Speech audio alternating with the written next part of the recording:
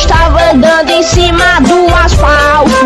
Foi pra uma lagoa e encontrou um sapo. Depois ele viu um mano e percebeu que quando ele pisou no sapo, o sapo morreu. Ele correu muito pra não ser pisado. Depois aí ele encontrou um cavalo. Ele correu tanto que até encontrou um sapo.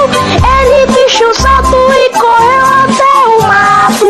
Um gnomo estava andando em cima do asfalto.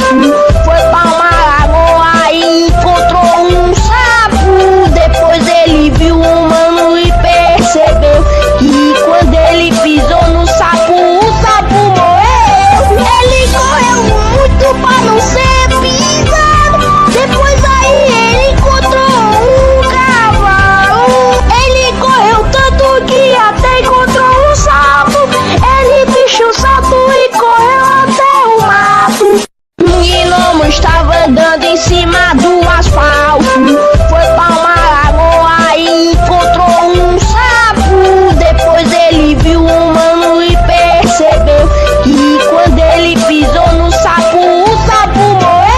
Ele correu muito pra não ser pisado. Depois aí ele encontrou um cavalo. Ele correu tanto que até encontrou um sapo.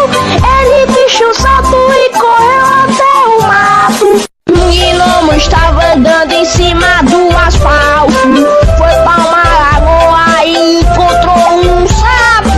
Depois ele viu um mano e percebeu que quando ele pisou no sapo, o sapo morreu. Ele correu muito pra não ser pisado. Depois aí ele encontrou um cavalo.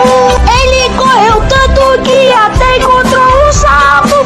Ele bicho salto e correu até o mato. Um gnomo estava andando em cima do